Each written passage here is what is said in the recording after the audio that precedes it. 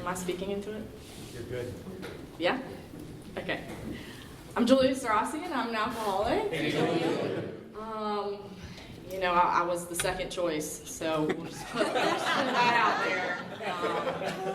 So that just want to put that out there anyway. Steve claims that he's platinum, and I don't know how platinum it is to ask somebody to speak the day before, but anyway. I'm just kidding, I love you. Okay. So my sobriety date is May 29th of 2021. I have a home group. It is There's a Solution group in Holly Springs, North Carolina. I have a sponsor who I'm actively working with, and I get the privilege of sponsoring other women today. I'm not going to say the whole time, I promise. I'm just get the nerves out. Anyway, sorry. Okay, I am going to tell you guys what it was like, what happened, and what it's like now, and ultimately, I hope I can portray how I gained a relationship with a higher power, which I choose to call God, and what that looks like in my life today. So I'll just get started with my childhood. There's not anything really crazy. I grew up in Apex, North Carolina, and I have not lived 30 minutes from my parents' house my whole life. It's been great, really great. And I had everything I needed and everything I wanted for the most part.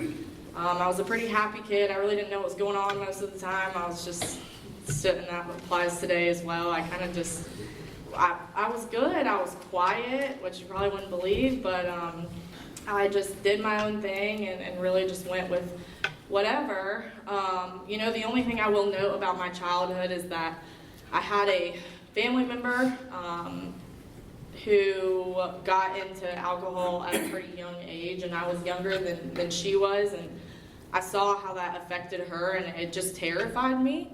I was very scared of drinking and what that, I had never seen anybody drink successfully, really. I probably started seeing her drink when I was about 9, and she is now in the program of Alcoholics Anonymous and has 8 years sober, which is amazing, and it's my sister. I'm just gonna put that out there because I just try to say family member, and it always comes out, so I like to just say it at the beginning. But I'm not here to tell her story, but I will talk a little bit about how it affected me, and how I viewed alcohol, and at that same time, probably around 8 or 9 years old, I couldn't tell you why, but I really started comparing myself to others. Very much. I wouldn't say I felt necessarily out of place, but I felt that everybody had something that I didn't. And it wasn't the same thing. It was, she's prettier than me, she's skinnier than me, he's funnier than me, he's smarter than me. It was like when I walked into a room, it was just like scanning the room to see, who was better than me, and in my eyes, everybody was. And I didn't have a reason to feel that way. My life was great. Around that same time, I talked about my sister, and we were going through some things as a family, and my teachers would come up to me and just be like, oh, you're so strong, your family's going through so much, and I loved that. I'd be like, yeah, thank you. I really am going through it, and I'm glad that you see that. So I really took on that victim mentality pretty early. It was poor Julia, my life is just, so much worse than everyone else's, and like I said, that just wasn't the case. So I continued on, and, I wouldn't say, those were like fleeting thoughts, right? Like I wasn't a miserable kid, but it was just like here and there, I'd just be like, well, this sucks for no reason. And then through middle school, again, I saw my sister I started to kind of understand what was happening a little bit, and same thing, it just turned me off from alcohol even more, but I was still a good kid. I pretty much vowed to myself that I would never touch it because I didn't want to put my family through anything else, and I didn't. I very much did not. I was very much into sports. I played softball, and I played it from a very young age, and I'll tell you, when I was on that softball field, it was my happy place. I did not have to think about anything, and the only thing I thought about was winning, and at that time, life had kind of become a competition to me, and I was losing. I was losing very much, because like I said, I thought I was less than, but I was good at softball, and I could practice at softball, and I could get better. I couldn't do that at life. I didn't know what I was doing. And so I threw myself into that, and I got kind of good. And in high school, same thing. I hung out with a good crowd. I had a little boyfriend who didn't do any of those things either. He was very much into sports, and I kind of just stayed away from all of that. I will tell you though, up until high school, I had been a really good kid, but when I got to high school, I got in that little relationship, and that was probably my first addiction, obsession, whatever you want to call it.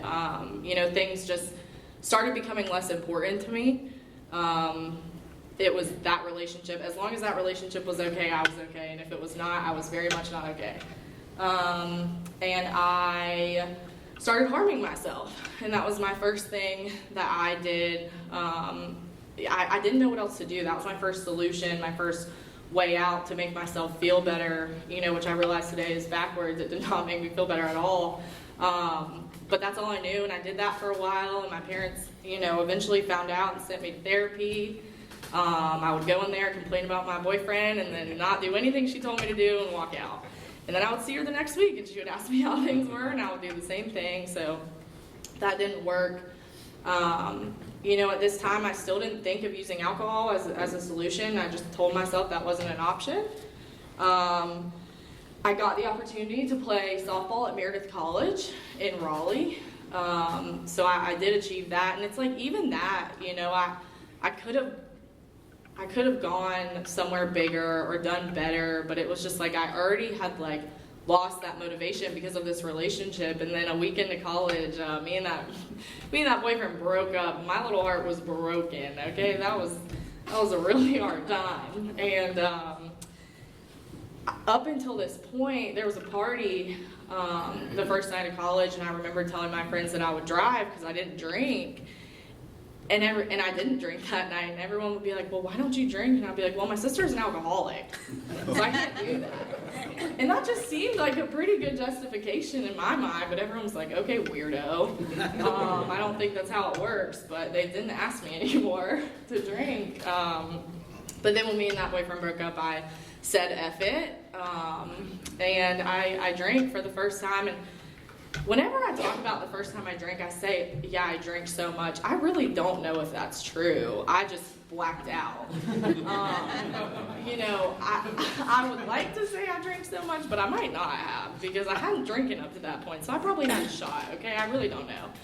But I blacked out for sure. And I loved it. Most people, normal people, I guess, would see photos of themselves and, from places they don't remember or whatever, and be like, whoa, that's really weird. I don't remember that. And I was like, that's awesome. I don't ever want to remember anything ever again, and I want to do this forever.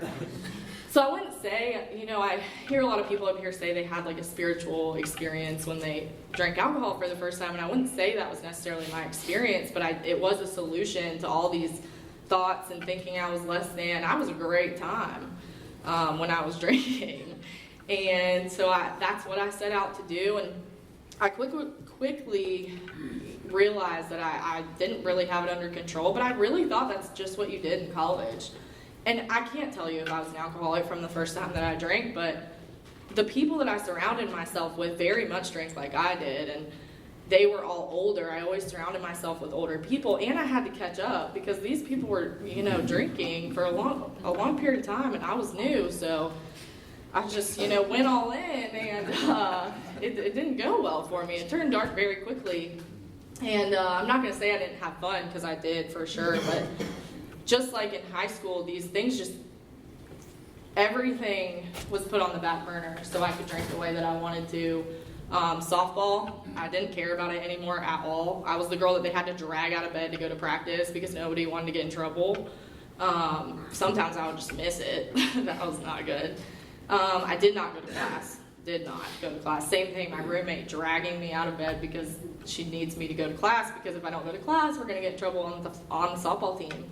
But I just didn't care. And then when I was at Meredith, I had a job, and I took pride in that because a lot of girls at Meredith didn't have jobs. They didn't have to, but I did, and just stopped going to that. I mean, I would just call out every weekend, but it was a sob story. You know, my bosses, I just wasn't doing well. It was never, but it was really just because I wanted to drink during the day. I mean, they're drinking during the day. I can't miss out on that. And that's really how I viewed it. And so what happened in that time is I started to become the friend that nobody wanted to be around. And it was because I was just reckless. Like, I just did not, I really, you know, alcohol turned from my solution, and, you know, I blacked out pretty much every time that I drank. You know, I'm not going to say every single time, but for the most part. And I didn't care what I did, who I did it to, where I went, where I woke up. I didn't care about any of it. And since I didn't care about myself, I definitely didn't care about the well-being of anybody else. You know, and I would say that I did, but really I wanted to do what I wanted to do, and I wanted to do it.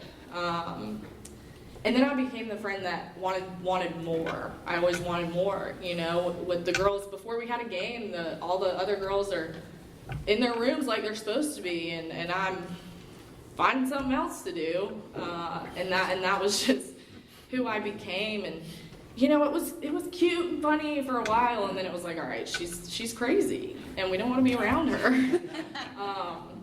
So I would lose friends really quickly. You know, I would gain friends really quickly, and then they would like find out who I was, and they did not want to be my friend anymore.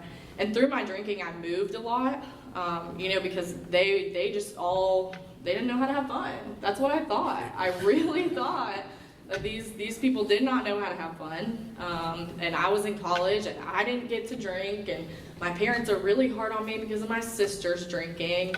It's like before I started drinking, I used my sister being an alcoholic for an excuse for me not to drink. And then when I started drinking, my parents would be like, hey, you might want to watch your drinking. Don't compare me to my sister. It was like the complete opposite. And I like forgot that she was in Alcoholics Anonymous. It just didn't even cross my mind. And she would make little comments to me. But, you know, today, looking back on it, my sister was very much attraction rather than promotion for me, and I appreciate that so much. You know, I don't know if I would be standing up here today if she would have tried to shove AA down my throat. I had to come in here when I was ready, and she would make comments here and there, but really that's it. And, you know, what ended up happening is when I was 19, I tried to take my own life, and I hadn't really gotten into any drugs yet, and I decided taking 250 ibuprofen would do it, and that's what I did. It makes me sick to think that I did that, but I for sure did, and I just, you know, I was ready to go. I was ready to not be here anymore, and up until that point, you know, I didn't really suffer from any legal consequences, but it was all just like the losing friends, the having to move all the time. Like, my life was unmanageable already, but, you know, that didn't get me sober. I was unconscious for 2 days, and I woke up in the hospital. My mom's crying, my dad's confused, my sister flew in from Colorado, and I'm just pissed because I have a tube in my throat, and I don't know what's going on. And I was like, all right, well, I failed at that. Now, like, I have to continue to live this life. But really what happened is I used that as an excuse to keep drinking, and drinking more, really. Now I was like the suicidal girl, and everyone kind of left me alone for a little while about my drinking, which was great. But then, you know, from there it just went downhill. You know, I had to go back and live with my parents, and I could not drink the way I wanted to there. So I would couch surf, bed surf, whatever for the summer until I got to go back to school. I transferred to NC State. You know, you can guess that I did not do well there, shocker.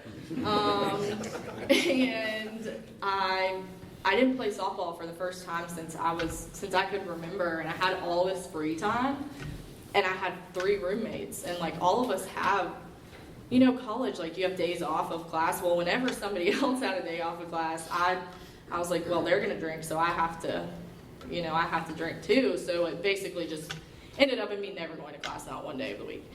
And, you know, I failed.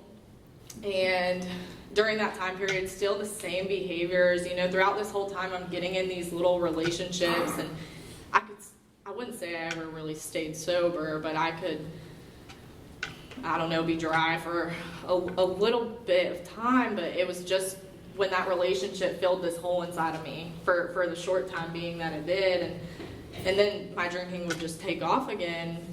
And then I started getting into other things, and that's when I really started to lose people in my life. They were just like, okay, dude, like, we can get down with drinking a lot, but not any of that. And same thing, I'm just like, all right, loser. Just kept it moving. And, you know, I did suffer consequences during my drinking that I deal with on a daily basis today. And the really cool part about that is, you know, these things kept adding up. But today, through the program of Alcoholics Anonymous and through a sponsor and a network, you know, reasons that used to make me drink are things I can help other people with today because I have experience with them. You know, a sponsee, a friend, whoever it may be, going through this thing that I have direct experience with, you know, has been so big for me to be able to turn my thinking around, because I just blamed the world for all of my problems and blamed this person and this person and this person, and you know, through going through the 12 steps I have been able to let go a lot of that. I don't know why I'm tripping over my words, I'm so sorry. So anyway, what happened was I was living in an apartment with my current partner, and I kind of realized that I had a problem when I started drinking in the morning, and it wasn't a lot. Like, I wasn't getting drunk in the morning. I just like woke up and just went to the fridge, and like that's what I was gonna do. I didn't have any water in there, you know. And by that time, you know, people were starting to catch on. I was isolating myself from my family very, very much. And when I did go around them, I did not want to be around them because I could not drink the way I wanted. But if I could either drink the way I want to and embarrass everybody and get yelled at, or I could just not and be miserable and make everybody else miserable. Toward the end of my drinking, I just made everyone really miserable because I just did not want to be, you know, my family was always very, very supportive of me, and I didn't care. I didn't want anything to do with anything, really, and at this point I was extremely suicidal.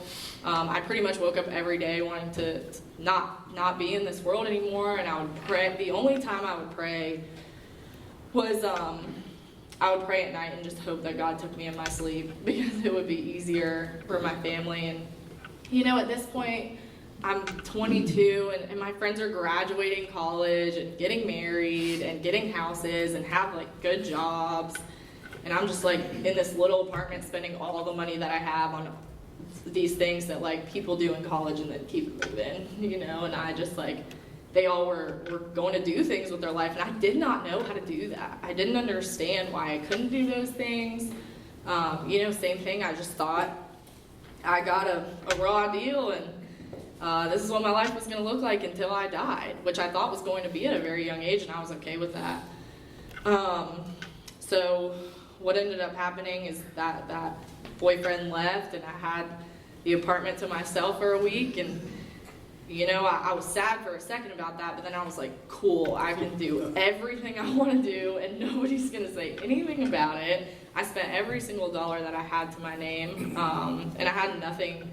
You know, I was being kicked out of that apartment because I couldn't pay for it anymore. And,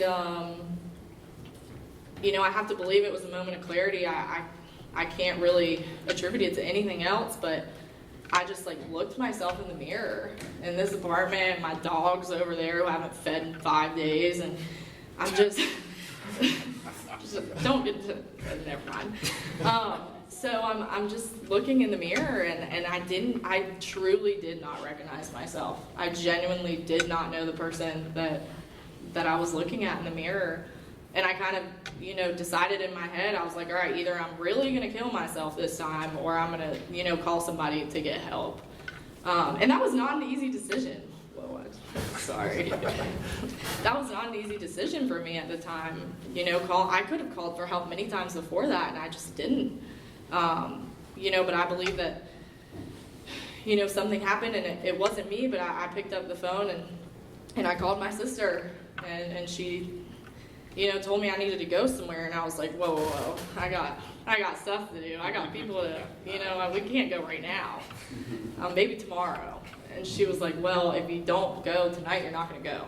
And she was probably right about that. And, for some reason, same thing, I have to believe it was God. I said yes. And she took me to this place, and I was pretty honest with the lady that did my intake or whatever. And I told her that I was suicidal, and I walked in there, right? So I thought that I could walk right out. That was not the case.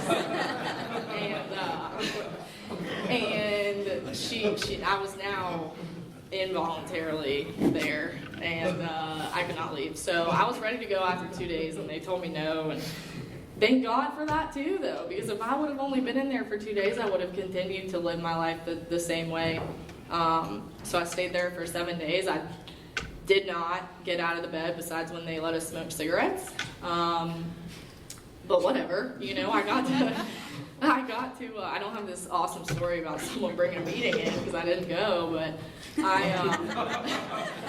I just got to sober up and kind of realize what my life had become. It was one of those things where it was like, how did I end up here again? Throughout my time in drinking, I would end up in the hospital, the psych ward, every couple months. It's like, all right, Julia had a break, and it's just, I didn't understand how I kept ending up in this situation. And anyway, I got out of that place and I came to an Alcoholics Anonymous meeting, and I know a lot of people who stand up here as well say, they were scared their first meeting, they walked in with their hood in, they didn't want to talk to anybody. That was not my experience because I had 2 family members that were in the program, and so I just talked to the people that I knew. I mean, they had been in it for a long time at this point, so I would just walk up to their friends, and I made my own friends too, but I don't think I know that I was not ready at that point. I was not desperate enough, but I would have told you I was, but really who I was lying to the most was myself. And I have this little notebook from that place, and I keep it to remind me of where I was at when I was in there. Because I started writing my story, okay? I don't know who I was writing to or what I was talking about, but I started writing Julia Sarasi's life story. And I admitted in that little notebook, I said I have an alcohol and substance abuse problem. But I admitted it to somebody, whoever that was, but I just couldn't get down with the term alcoholic. I knew that I had a problem, but I guess I didn't know that I just didn't, I don't know, I just had hesitations. It says in the book, no reservation, whatever, and that was not the case for me. There was numbers I wouldn't delete or places that I would still go. I had reservations for sure, and I got a sponsor by name. I was pretty much told that home group was something that you just go to when you can, so that's what I did, never went. And I was working a step a month or something, just kind of, did not open the book of Alcoholics Anonymous, did not open the big book one time. And really the fellowship, I did meet a lot of men and women that, I could do things with, so I kept myself busy, and the obsession was absolutely not removed from me, but I kept myself so busy that when I got home, I would just go to sleep. And so, but if I was in a room by myself for any extended amount of time, I would always think about drinking, or, hurting myself. It was either or, and I didn't understand why. I was like, well, I'm doing everything I'm supposed to be doing, I'm going to meetings, I'm making friends, I don't know what I thought, but I was probably about 3 months sober, and I was miserable. I was probably more miserable than I was when I was drinking because my solution had been taken away. I wasn't blacking out anymore, so I was seeing all of this happen, and I didn't have a solution for it, and I didn't know how to handle life. I didn't know how to do anything, really. And so, of course, it was my outside circumstances. It was my sponsor. It was my home group. It was the people I was hanging out with and the meetings I was going to. It was all their fault. So I switched sponsors and I switched home groups, and shocker, I still relapsed. So I wasn't doing anything I was supposed to do. And at the time that sponsor would, I actually did with that sponsor try to work the steps, and I actually got to step 9, and I will tell you, thank God I did not get to make amends to anybody, because in my mind, amends were saying sorry to people that have left you, and now they're going to come back into your life. Like, that's really what I thought. I didn't ask I Googled what amends meant. I wouldn't ask my sponsor because I knew it probably wasn't what I wanted it to be. And then I would call people, I've never shared this before, but I'm just being honest. I would call people who were not in the program because they didn't know what amends were either. And I would be like, I have to do this for my sobriety. I have to make amends to you. You have to meet me and you have to listen to what I have to say. Super manipulative, but I never got to meet up with any of those people, so it's fine, right? Anyway, I ended up relapsing, and my relapse was I did not get to go out for a long time. I went out and tried to do something that I used to do, and I ended up in the hospital within 2 hours. It was short-lived. And for the first time, I was laying in that hospital bed, and I was just like, how? How did this happen again? It was that same thing. I was just like, how does this keep happening? I don't understand. And backing up to that, I was able to call a home group member. At the time, I was in the There's a Solution. I wouldn't say I was a great home group member, but I was in the home group.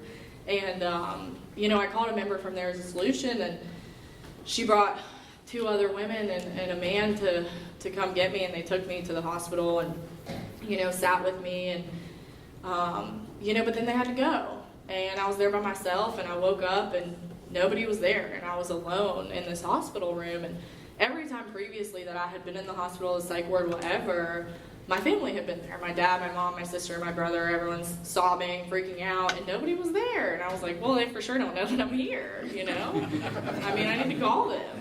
And so I called my dad, and I was like, hey, Dad, I'm in the hospital. Are you going to come get me or what? And he was like, no, I'm doing yard work. And I was like, okay. And, I realized very quickly that meant he was done. And my father, of all people especially, I'm a daddy's girl. Like, he was my heart, and he finally, it felt like, gave up on me. But really, he was just doing what he needed to do. So I made it home, and my dad's he really was doing yard work. But my mom, I had seen a broken look on my mother's face so many times. For me, my sister, my brother's the good child, but for some reason, this broken look was just different. And I'm sure it wasn't different, but for the first time, I was able to understand and see how much harm and pain I had caused my family, especially my mother. I don't, even till this day, she has trouble sleeping because she just doesn't know if she's going to get a phone call or a text message, if that I'm dead, I used to get mad at my family and turn my phone off and just drive away, and they would have no idea where I was or if I was okay. And I thought, well, yeah, right, they should be worried about me. That's what they get.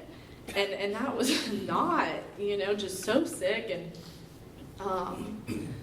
And my sister had a baby recently. He is now 1.5 years old. And at that time, too, she told me, she didn't trust me around her child. And that child is my heart today. And she meant that wholeheartedly, that she did not want me around her child. And that's my nephew. And even in my mind, I'm like, well, you won't do that. You won't keep Will away from me. I still had this entitlement that my family owed me something and that they had to be there for me no matter what. And that just wasn't the case. And also, my sister had one of the hardest conversations with me that I've ever had with anybody. She had just buried her best friend who was in the program of Alcoholics Anonymous about a year prior to me relapsing. And she told me, she was like, I just buried my best friend, please don't make me bury my baby sister. And that just same thing, I'm sure she said something to me like that before, but it just hit differently this time. And I understood. And I didn't get sober this time because of any of those things, but I was just tired. I was so tired of hurting other people, hurting myself, and I didn't understand why I was doing it. But now I finally realized, like, I had to get sober or I was gonna die. And my parents and me just, came to the conclusion at the time I was living with my parents until I relapsed, and then we decided together that I should not live there anymore. So I moved into an Oxford house, and I hated it. I very much hated it. But for a little while, I'm pretty sure I called my sponsor crying every day that I was there. And, through the program of Alcoholics Anonymous, I've received an opportunity today to move out of that Oxford house, which has also been incredible. But at the time, I needed that, and I didn't realize that, but God put me there for a reason. I had this independence, but I also, if I drank or missed curfew, I had to go. So it was good for me. And I started doing things. My sponsor told me, she asked me if I was done for good, and if I was willing to go to any length to stay sober. And, before all this, in the first 6 months, I think I stayed sober before I relapsed. God, a higher power, anything spiritual, I wanted nothing to do with it. And I wouldn't say I had an aversion to it. I wasn't, I didn't have anything against it, but I was just like, I don't need that. That's weird. That's really what I thought about it. But this time I went through 1, 2, and 3 very quickly and got right into writing an inventory. And I got through the steps very quickly with my sponsor, and I just started to feel so much relief, and it didn't happen super, super quickly.